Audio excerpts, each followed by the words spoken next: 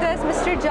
Syed Javaid Gillani. I'm working with Muslim Hands, one of the UK largest Muslim charity, working across the globe since 1993 for the last 30 years.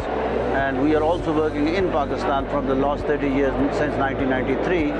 And I'm the Executive Director of Muslim Hand in Pakistan, and I'm also working as the Global Knowledge Building Director for Muslim Hands Headquarters UK. So whereas on the other side, we work both on the humanitarian as well as on the developmental side, and we reached up to 33 million people up till now through different intervention within our humanitarian and development mandate, and obviously focusing to the emergency, early recovery, rehabilitation, and reconstruction. And along with that, development side covering the water and sanitation, environment, health side, schools, the education program, and also the green energy is one of our thematic, along with the livelihood is also one of our, and food security as well. So this is what we do. In Pakistan, in the last year, we reached up to 2.3 million people, especially, targeting the people due to the flood. We call it a climate-induced catastrophe. So actually, we reached up to 2.3 million people within Pakistan, providing them with the support. So again, contributing to the country and contributing to the sector. Okay, so and what do you think about the climate change in Pakistan that's happening, and what are like the main challenges that we need to combat? If you go by go it with academically, you will see Pakistan is producing almost less than 1% carbon emission to the whole of the world, whereas Pakistan is amongst first 6 countries, those who are being affected by mostly affected by the climate. So here comes, you see the need.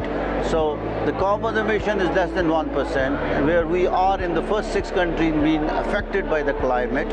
Okay, but it needs a lot of attention of the international community as well as the local communities as well. So international community must see Pakistan case as climate justice financing.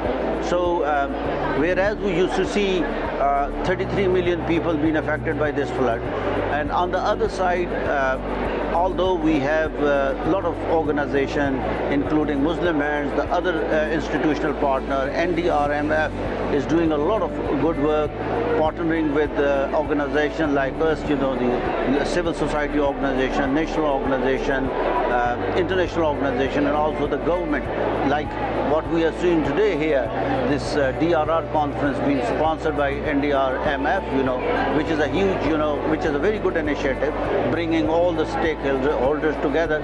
So we see a lot of challenges coming up, but together, if we work more towards resilience, and if we work more towards disaster risk resilience, then we are going to achieve our target. And especially until and unless we make DRR part and parcel of each and every one of our intervention. I mean DRR and climate integrated programming. Then we are going to achieve what we actually, the local community, are facing in our country, Pakistan. Okay, and what do you think about today's event? What thoughts do you have on that? Today's avenue? Yes.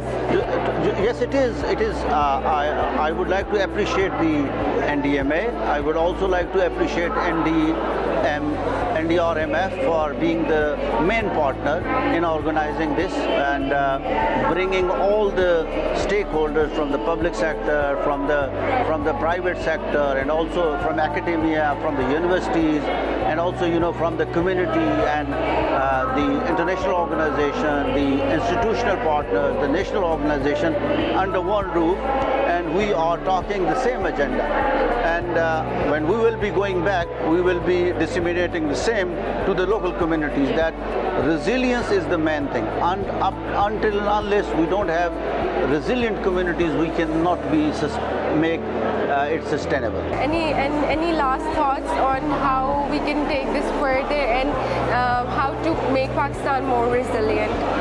I would go with 3-4 recommendations. Number one is, first of all, I have already mentioned that we need climate and DRR integrated programming. So we need to work in each and every aspect. Well, if you are working in water and sanitation, DRR must be over there, climate must be integrated on that. If we are in education, DRR must be there. We must go with the education, educating our children, the future generation, that how they are going to combat it. So it must be integrated, first thing, to each and every of our initiative and the thematic. One thing is that. Second thing, I would rather making a comment for the policy level, which we see, because we need to see a design, the construction of houses, and how we can make it disaster risk resilient and also seismic resilient. And we need to make it a policy at the government level, so that people will take it further, number one. And number two is, if the people, they again build their houses near the river banks, so suddenly we are going to face another disaster, and again the things will be washed away. So I would see policy coming up banning, not constructing any commercial or especially the houses near the river banks. And the third thing, which is very important, is making climate education and the disaster risk resilience part of our curricula. Yes. From the grassroots level, so that the children, they learn from there. We must then train our teachers, you must train our communities, so that they make it disaster. In the system. In the system. Yeah. Through policy, through frameworks. Yeah. Okay, thank you so much. That would be all. It was really nice speaking to you. Thank you.